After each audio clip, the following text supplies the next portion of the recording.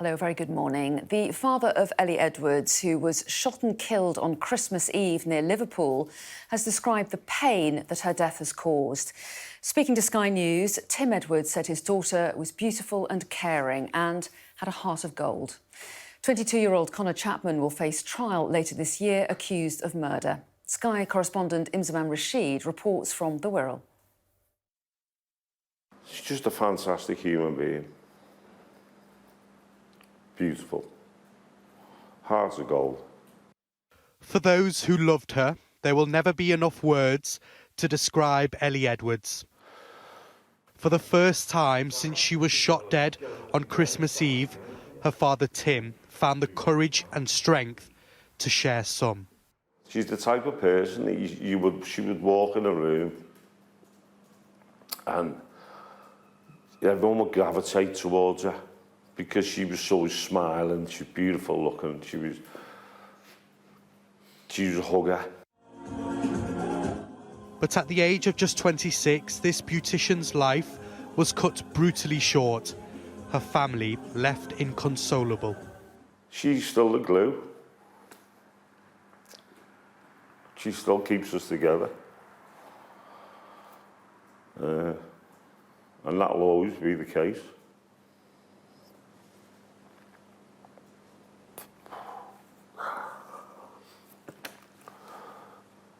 Yeah, that'll never change. At what was meant to be a time of celebration, Tim's family were faced with utter tragedy. For it to happen on Christmas Eve, how disturbing was that as a family? It was not real. It wasn't real. And of course, Christmas will never be the same. Never. Her killing marked the 5th fatal shooting in Merseyside since August last year. An innocent life lost with remarkable consequences. There's no winners with gun crime. There's no winners. You pick up a gun or you pick up a knife, your future's over. And everybody else's future around you is over. Tim says Ellie can't be forgotten, and it's likely she won't, especially amongst the hundreds expected to attend her funeral next week. It's going to be horrible, isn't it? It's not going to be nice. That's not going to be good. But it's part of the process, and that's just something that has to be done. She'll always be here. She'll never leave me. Yeah, she'll live on forever. Imzaman Rashid, Sky News, the Wirral. Some breaking news for you now, and the latest monthly retail sales figures have just been released, and they show a fall of 1% in December. So let's get the latest on this. Our business correspondent Paul Kelso joins me now. So Paul, a 1% fall in retail sales in December, more disappointment for the high street. Indeed, and that's a monthly fall, so that's 1% down on the figure for November, and it's still almost 2% below COVID levels of spending in December.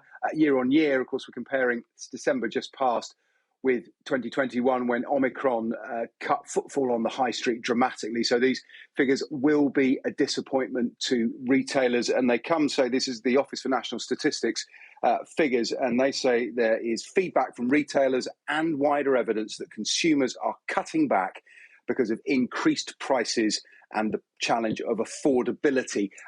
Perhaps no surprise, we've had a slew of economic data this week. It's the week in the month when the ONS put out a range of figures. We've seen inflation still above 10%. That, of course, has been feeding through into prices all year. We've seen perhaps a little tightening in the challenge in the labour market, increasing unemployment rising slightly. So the economic headwinds are extremely strong, and consumers are reacting to that in the most logical way, which is to hold back. There's a bit of evidence that there was some forward shopping done in November. So some of the Christmas spending was done a little earlier as consumers tried to spread the load of Christmas. Of course, the first Christmas without any restrictions, apart from those that applied to people's wallets. Retail sales falling back, a blow to consumers and the wider economy, and a sign that we are, as the Bank of England thinks, probably at the start of a long recession.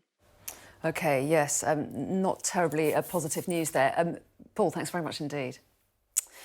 Now, Berlin is under mounting pressure to allow its Leopard tanks to be sent to Ukraine as a meeting of Western allies gets underway this morning at the Ramstein air base in southwestern Germany. Ukraine's President Volodymyr Zelensky says he's expecting some strong decisions from defence ministers at that meeting.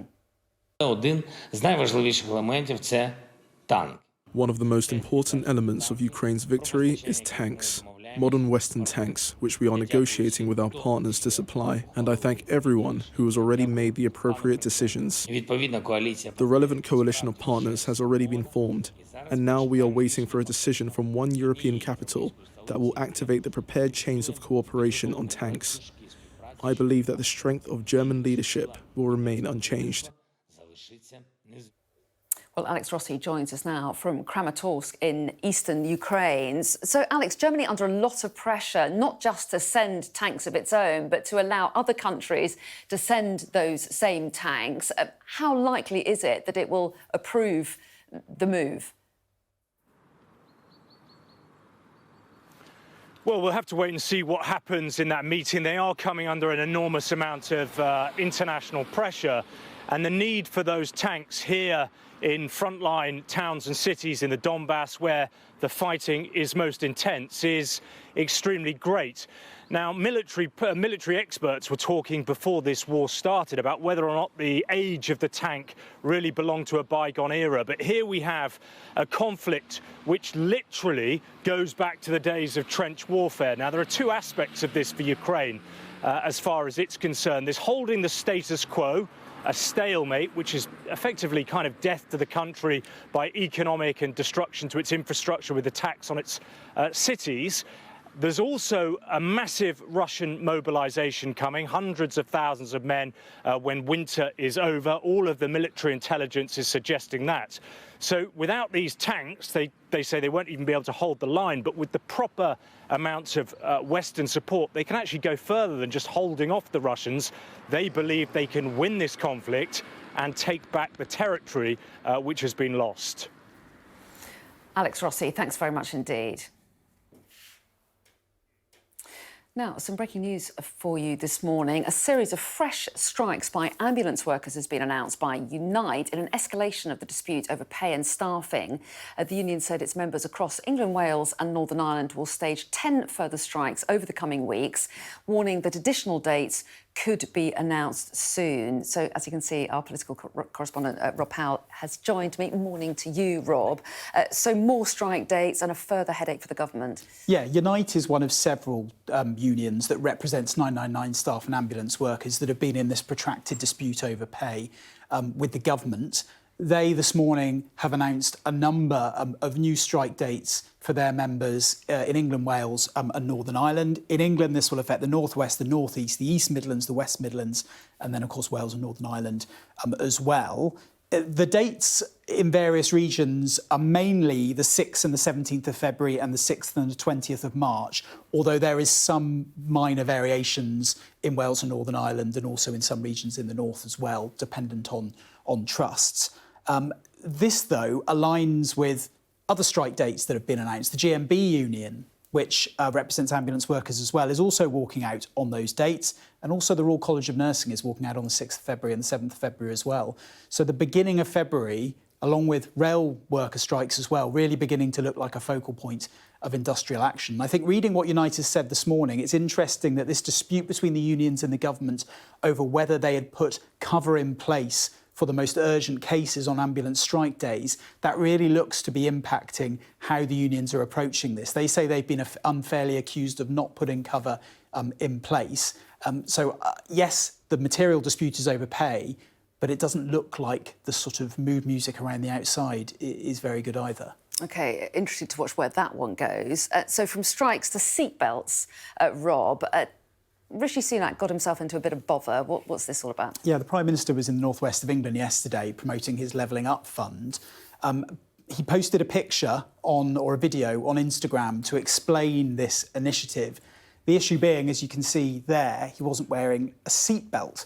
Now, they've essentially coughed to this. They've admitted it. They've said it was an error of judgment, that the Prime Minister believes everyone should wear a seatbelt. Lancashire Police, though, he was in Lancashire at the time, we believe, say they're aware of this and they're looking into the video. Now, I think the generous way to interpret this, I guess, is it was a brief lapse of judgment. The Prime Minister made a mistake. He's apologised. He's owned up to it and said that people should wear seatbelts.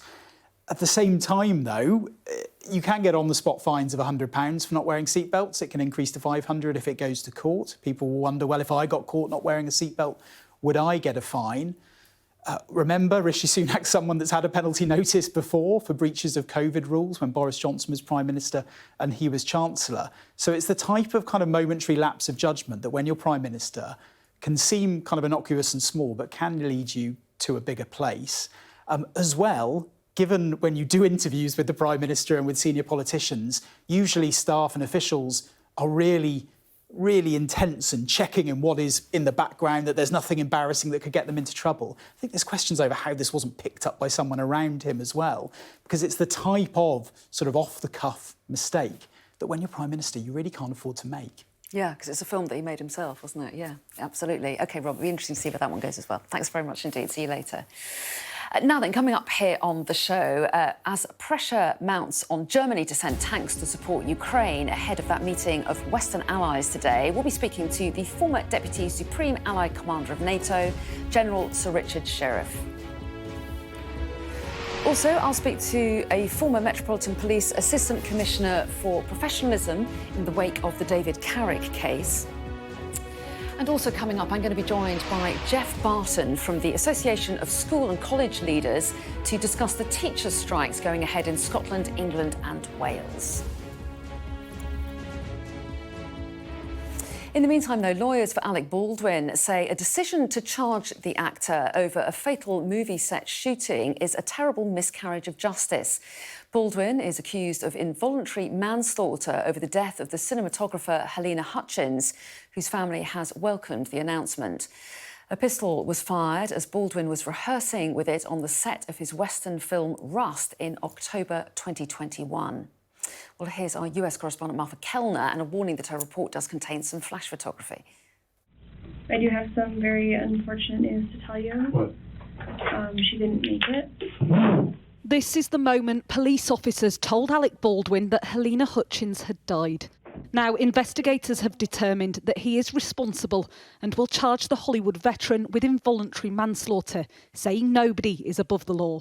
The gun was in his hand when he pulled the trigger, and that was the main action that killed Helena Hutchins. This was something that was more than mere negligence. It was people acting recklessly, people not doing their jobs, people not following safety protocols, not following safety standards, and violating all of the standards that we all have to follow if we have a gun in our hands. Helena Hutchins was 42 years old, a rising star behind the camera. She was recording a rehearsal inside this church set in New Mexico when Alec Baldwin shot her dead. The last I got from her was it went in through her right and out the left back.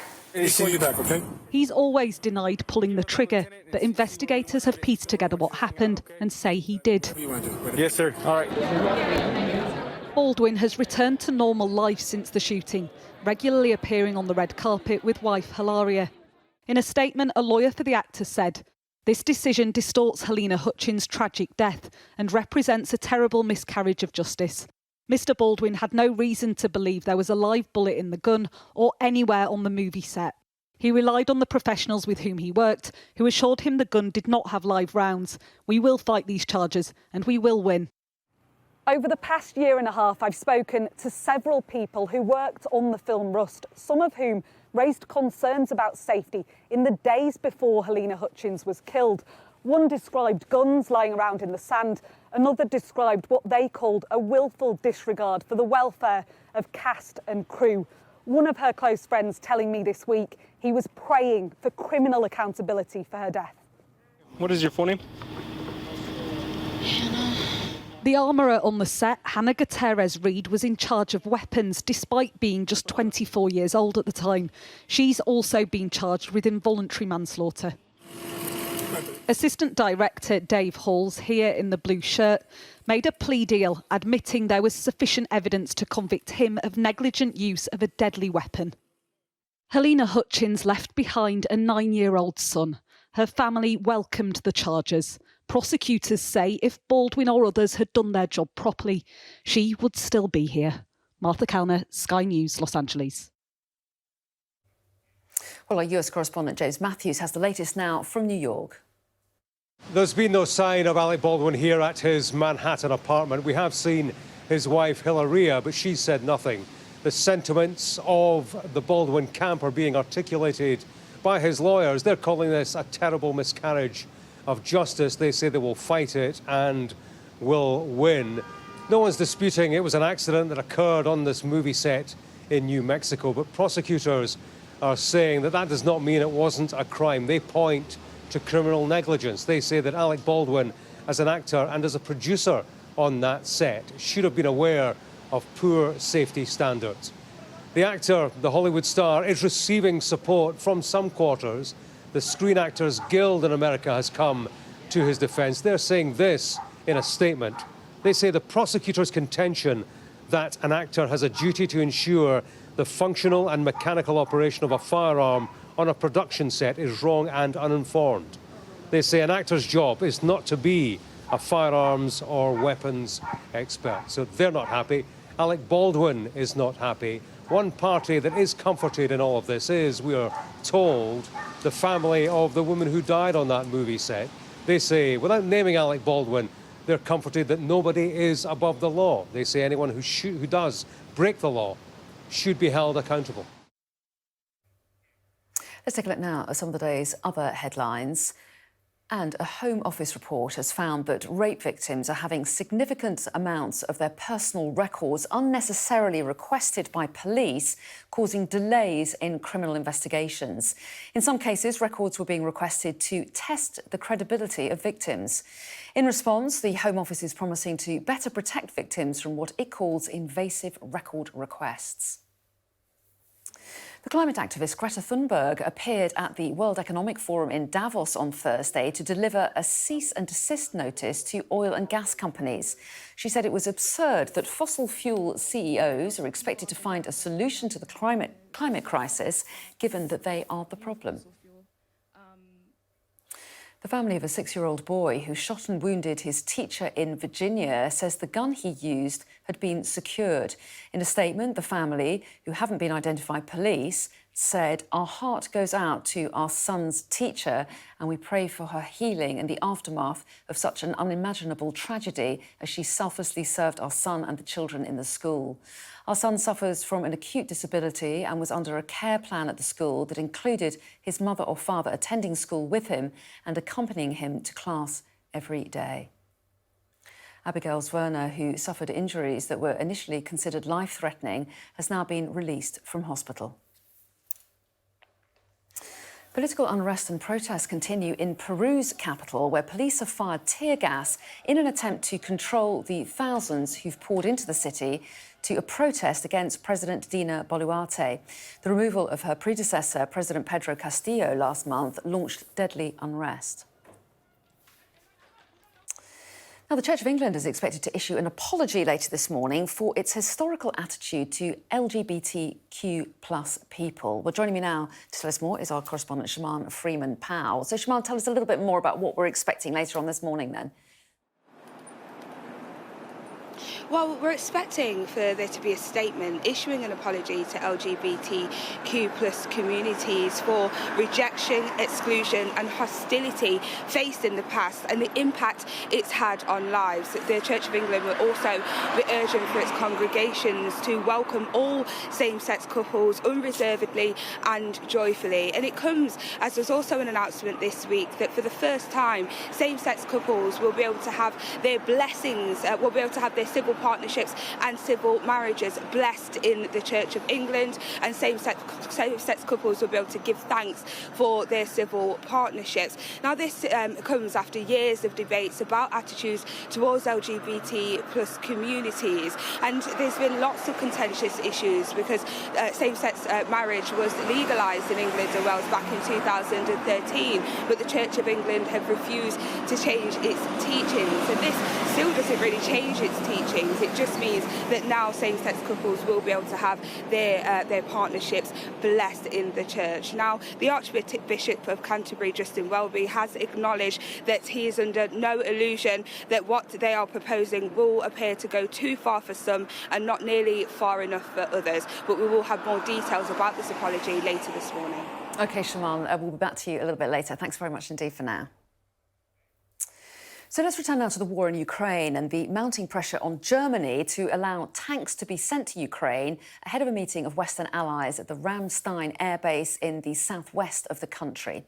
Well, I'm joined now by the former Deputy Supreme Allied Commander of NATO, General Richard Sheriff. Thanks very much indeed for joining us this morning. We do appreciate it. First of all, Britain has committed to sending 14 Challenger 2 tanks to Ukraine. In your view, should Germany follow suit with its Leopard tanks? Without question, absolutely. And Germany continue to hide behind its principal ally, the United States. It has to step up to the mark and lift the restrictions, not only for itself, but of course it also is stymieing the efforts of countries like Finland and Poland, who are very keen to send their own Leopard 2 tanks, but need permission from Berlin to do so. So yes, absolutely, Germany must get on and do this. And if Germany does commit to sending its Leopard tanks to Ukraine, or at least allow those third countries to supply them, how much of a game changer do you think it would be? Well, it depends on the numbers, Anna. I mean, it's a simple equation. If President Zelensky and the Ukrainian senior staff, senior generals, get the full list of what they want, they will achieve pretty well all their military objectives. If you reduce the numbers of tanks, armored infantry, fighting vehicles, artillery, air defense, etc., so proportionately, the gains will decrease. So the more they can send, the better. And it's in everybody's interest that they do so, because this is what is going to result in Ukraine achieving its military objectives. There have been some concerns expressed in Germany about escalation and how President Putin might react to the supply of these offensive weapons. Are those worries justified in your view? No, they're not. I can't understand what Germany is worried about here. If anybody has escalated, it has been Putin, who's brought this appalling war on a democratic, peaceful country. The only way to stop this is to defend Ukraine and to give Ukraine the means to expel every single last Russian from Ukrainian territory. So absolutely not. Germany must demonstrate strength and not weakness, because the Russians will only respect strength. And at the moment, the Germans are demonstrating, frankly, an unacceptable weakness. Some reports have suggested that Chancellor Scholz will only give the green light to these Leopard tanks if President Biden agrees to supply American tanks too, which would suggest that he wants to coordinate with allies and not act alone. Should the US step up? Well, it's difficult to see how the US could step up. I mean, the US have provided the vast majority of military aid to Ukraine. No, this is Germany hiding behind American sort of apron strings. I'm afraid Germany's got to realize that it is President Scholz leads an independent, sovereign country, and they must make their own decisions. So they cannot continue to hide behind the Americans. The US does have its own Abrams tanks, though, doesn't it? It does, absolutely, and they're highly capable, but they are humongously complicated logistically. They guzzle enormous amounts of fuel, and Leopard 2 is a much more appropriate tank for the Ukrainian needs. And of course, it's also held by many European countries, so it would be much easier to get Leopard 2 there more quickly.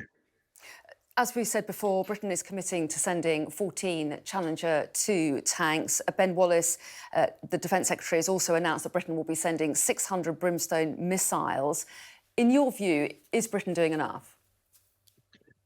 I would like to see, as a former tank commander, I would like to see many more than 14 tanks going. But I'm afraid this demonstrates the extent to which defence cuts in the last 20 years have cut British defence capability, not to the bone, beyond the bone. So 14 tanks, 14 Challenger 2 is a capable, it's an impressive, it's a number, it's a good number, but it's nothing like enough. I'd like to see 200 Challenger 2 tanks going to Ukraine, but the British simply don't have the resources anymore. General Sir Richard Sheriff, we appreciate your time. Thanks very much indeed for joining us and giving us your views on this. We do appreciate it. Following the shocking revelation that serial rapist PC David Carrick got away with his crimes for years despite opportunities to stop him, more police officers are facing allegations. Our Home Editor Jason Farrell has spoken to two women whose identities we're protecting and sent this report. Across the country, a growing number of women have told Sky News they've lost faith in the police following their own experiences. If it happened to me again, I wouldn't report it. Nobody's going to believe me, and if I do say something, what's going to happen to my family? One of the police officers turned around to me and went, "You've got a very active imagination for a wee girl, haven't you?" Amy, not her real name, reported an alleged rape and says the male police officer investigating began to make sexual advances towards her. He suggested he come to see her at night with a bottle of gin, even when she was living in a women's refuge. I was on edge, yeah. I did think, what if he does turn up? Like, what do I... If he turns up, do I have to have sex with him? Is he going to make me have sex with him? If I don't have sex with him, is my case going to get closed because of it? To me, it felt like he had a lot of power. Amy says the unwanted advances continued for a year after the trial, and he also made them to a female witness. Eventually, police turned up at Amy's door, telling her this man was being investigated for things he'd done to other women. But the damage was done. It's like a huge abuse of power. You just don't trust the police anymore. When Charlotte reported her ex-partner for alleged rape, he was working for Professional Standards, which investigates abusers in the police. She still serves in the force and says he got the job despite a string of complaints against him. I think, to be fair, the whole force was shocked that he had a job in the Professional Standards Department because it was common knowledge that he'd been investigated so many times. That's what he was known for. The force, which we can't name, says he was later dismissed for gross misconduct. But despite previous allegations from other women, the Crown Prosecution Service, in a letter to Charlotte, gave various reasons for not prosecuting him, such as, you were laughing as you told the suspect to stop. You could have pushed him away. And again, he might not have heard you say no. He might have interpreted ow in a different way. He might have believed you too were aroused by the hitting. And it concludes, to my mind, you had the freedom to make a choice, which included reluctantly consenting. It's just left me feeling like I've been raped again, but by the justice system, the people who are supposed to be looking after us. Charlotte believes predatory police officers gain confidence in the knowledge that so few rape cases reach court. The stigma of speaking out also helps abusers. But after seeing how serial rapist David Carrick escaped detection for so long, more women are deciding to break their silence. Jason Farrell, Sky News. Well, I'm joined now by the former Metropolitan Police Assistant Commissioner for Professionalism, Helen King, who's now the principal of St Anne's College in Oxford. Helen King, a very good morning to you. I want to get your views on the police after an extraordinary week. But first, your thoughts on these latest allegations reported there by my colleague. A woman, for example, saying she came forward to report a rape and then was subjected to a sexual advance from the police officer investigating. What are your thoughts? Of course, each of those cases are absolutely shocking. I should be clear that a very small proportion of police officers have behaved like this for all through my service. And I think the police have been investigating and have been sacking some of them, but clearly not enough of them, not quickly enough. We know the criminal justice system isn't set up well to deal with allegations of sexual assault. I'm horrified by the latest extreme cases, David Carrick, Wayne Couzens, of course, but the glimmer of hope I have in it, that more women will come forward, that the police will dedicate more resources, more effort into these really difficult investigations, because it is in everyone's interest for these people to be rooted out of the police. And we need politicians and lawmakers need to look at ways of making that more straightforward and able to do it quicker.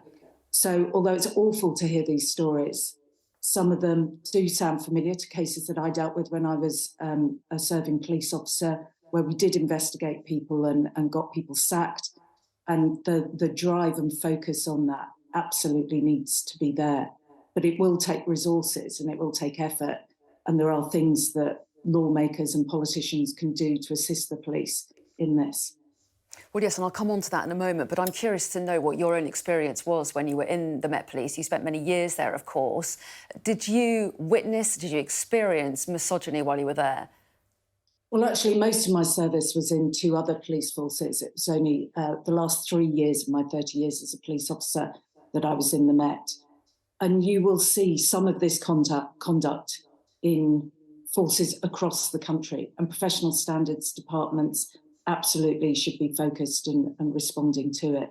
So I can remember cases of rape that I investigated, committed by police officers going way back to the beginning of this century, where through real efforts, through use of intrusive powers, by being absolutely focused on getting these people out of the job and before the courts, we were successful. But it does take effort, and it is really difficult for women to come forward. We shouldn't underestimate that and recognise, I think one of the women you spoke to there was already in a women's refuge, was already clearly in a vulnerable position. And these offences, this conduct by people who are police officers is repugnant. It's repugnant to the public, and it's even more repugnant in a sense to the many tens of thousands of police officers who are trying to do a good job, who are trying to protect the vulnerable and to increase the public's confidence and trust in policing. Do you think that the Met Police is institutionally misogynistic? I think society still has elements of misogyny, and we see that in policing and in other public and private organisations. And there is something about the powers that are given to a police officer over their fellow citizens that they have to have in order to do their job, and should be used in the interests of us all, that can attract people who want that power for the wrong reasons. And that's why it's so important that really good people are still attracted to policing, can see that it's a really worthwhile and satisfying job, as well as one that is extremely challenging and demanding. And so I think we all need to make sure that we think about policing, we encourage the right kind of people into it, and we support the many tens of thousands of police officers who desperately want to do a good job on behalf of us all.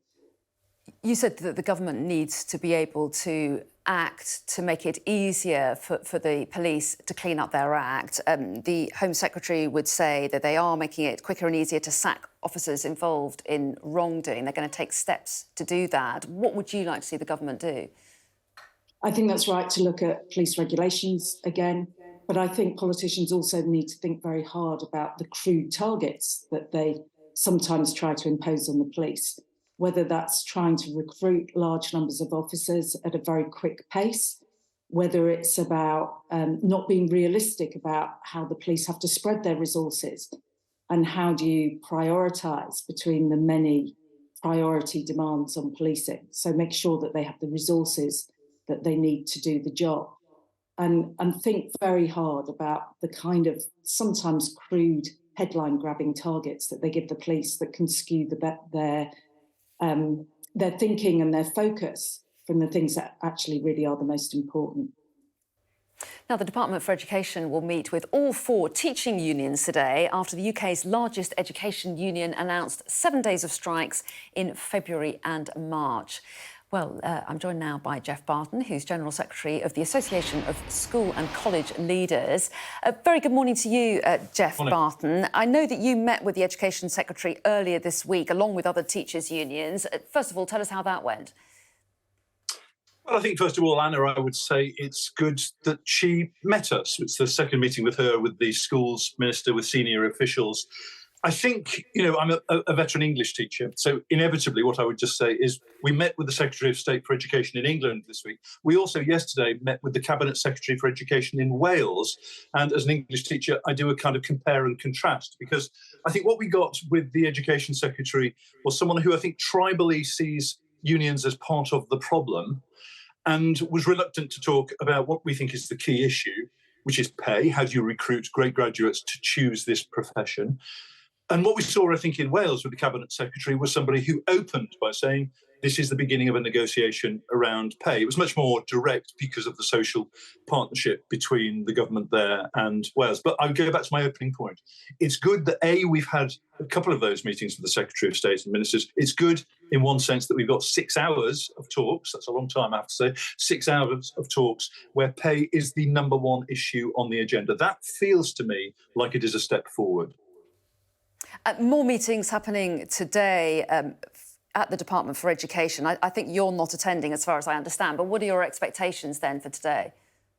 Oh, I'll be there, Anna. It's really, really important. Oh, apologies. I thought you weren't going. But yeah, go ahead. No. How do you think it's going to go? That's a rumour put around by my rivals. I think, well, looking at the agenda, where I think there's been a bit of a frustration, if I'm honest, that it feels like if you're the Secretary of State for Education, you're not supposed to talk about negotiation because you're putting all your faith in the independent review bodies. And we've had endless ministers, haven't we, wheeled out on Sky News talking about the independence of those review bodies. We support the principle. We question a little bit whether independent is independent. But you can see how that means that for Secretary of State, it's difficult for her to talk about I am negotiating if that, in her world, undermines the work of the independent review body. And the only thing I would say is the reason that some teachers are talking about industrial action is not because of what an independent pay review body may choose to do around pay next year. It's because of the way they're being paid now. And from my point of view, school and college leaders, it's how do we get the best graduates to choose a profession where some of the things you won't get in other professions, like working from home, flexible working in the way that you would do in an office, all of that, pay suddenly becomes more important if we want great graduates to be there on behalf of parents who would expect there's a qualified teacher teaching their child across a range of subjects. That is the heart of this issue. And 6 hours of talks will feel probably a long time. I'm pleased to be in the room. I'm pleased we're talking about pay and then moving on to conditions of service. And where does your union stand on strikes? As I understand it, your members haven't been balloted for strike action. What would it take for that to happen? Well, we're in a position that we did pretty unexpectedly, and certainly for the first time ever, an unprecedented consultative ballot. And that meant we were saying to members, we know you're feeling angry about things. Tell us what that is. And there's a range of things that people I represent, the guardians of the nation's young people as leaders of schools and colleges. Funding is one of those. The inability to be able to recruit teachers and support staff is a second one. And the fact that the job they came into, the moral imperative of giving opportunities to children and young people. Frankly, for almost a decade in many cases, they've been doing the opposite, and they've been cutting courses, increasing class sizes, and having to make staff redundant. So they're really cross about that. But in particular, we want to see teaching become a more high-profile, high-status profession. Pay and conditions are parts of that. I'm hoping that what we get from today is a sense of talking about those real and genuine issues rather than skirting around them and not thinking that this is purely a post-COVID thing. This has been a decade in the making. The government has missed its recruitment targets. Today, of the children being taught maths, there will be something like 20% of those lessons not being taught by qualified maths teachers. Now, I think if we're going to talk about minimum service level agreements on behalf of the nation's parents, the government should be committing to a qualified teacher for every teacher in every classroom. That's what these talks are about. OK, and Gillian Keegan, the Education Secretary, was on this programme earlier in the week, and she told my colleague Kay Burley that she was very disappointed that teachers were going on strike. She said, our children don't deserve it. Do you have sympathy with your fellow teaching union, the NEU, that has voted to strike, or do you understand where the Education Secretary is coming from? Oh, I think if you talked to the teachers who are talking about industrial action, they would probably say the same as Gillian Keegan, the Secretary of State. We are very disappointed, they would say, that we are having to resort to going on strike.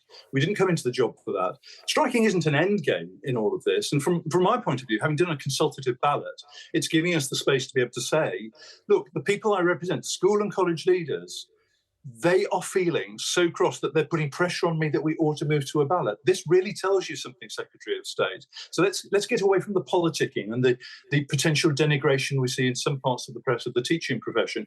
Teachers want to be in the classroom, but they also want to see great graduates choose the profession in the future because, frankly, our children deserve better than they have been getting for almost a decade. Do you worry that children are going to be the real losers here after years of disrupted education because of the pandemic? Of course, and no one wants that. And certainly the members that I've got are spending their time thinking, how do we make sure that in particular, if we can, those most vulnerable children will, on those days where there is some strike action, get the best possible education that we are able to provide. On the other hand, we do have to be realistic about this. The percentage of teachers who are teaching in their subject area is getting worse and worse every year. 400 schools, according to the Institute of Physics, will be teaching A-level physics today without a qualified physics teacher. I think that's a big unknown story. And if essentially what it means is industrial action is going to start to put education up the political agenda as we move towards an election, well, that is something I think parents would say, if you're not fighting for it in the profession, frankly, who is? Because it doesn't feel that the government is. OK, Jeff Barton, thanks so much for your time, and do give us some feedback on that meeting that you are attending later on today. Thanks very much indeed. Now, the American singer and guitarist David Crosby has died at the age of 81. To everything turn, turn, turn.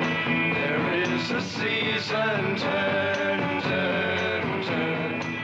And in time to every purpose under heaven.